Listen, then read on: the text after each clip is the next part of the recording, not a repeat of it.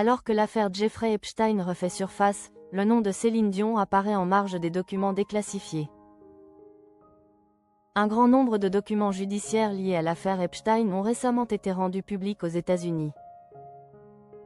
Parmi eux, on retrouve certains noms de célébrités qui étonnent.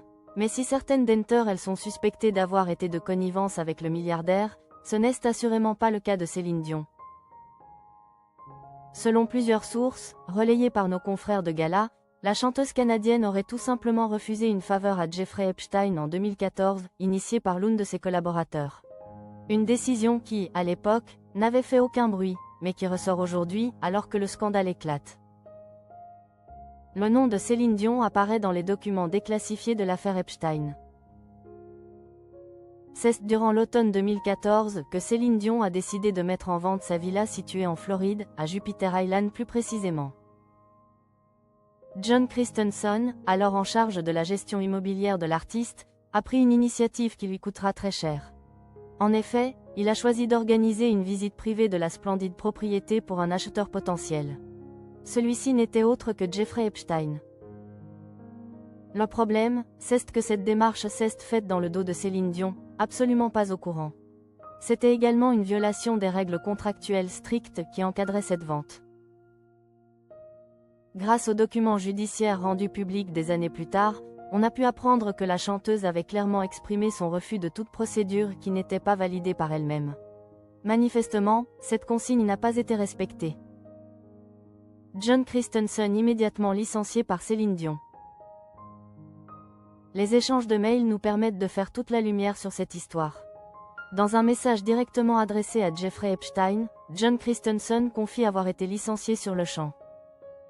« J'ai été congédié aujourd'hui pour ne pas avoir agi dans l'intérêt de Céline », écrit-il, visiblement déçu par la tournure prise.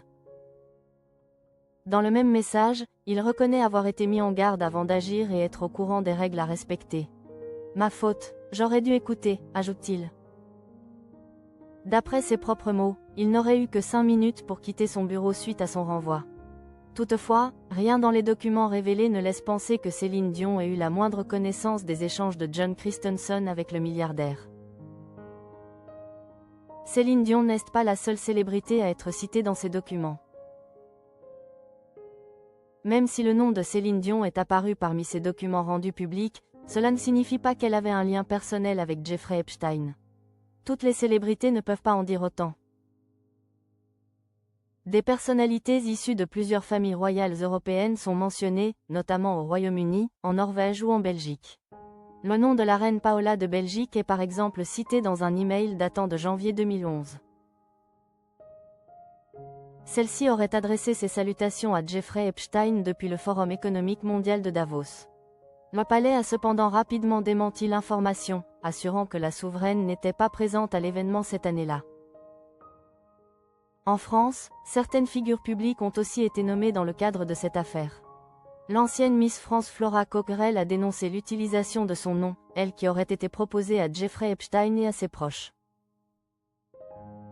Jack Lang, quant à lui, a choisi de démissionner de la présidence de l'Institut du monde arabe après que son nom est apparu.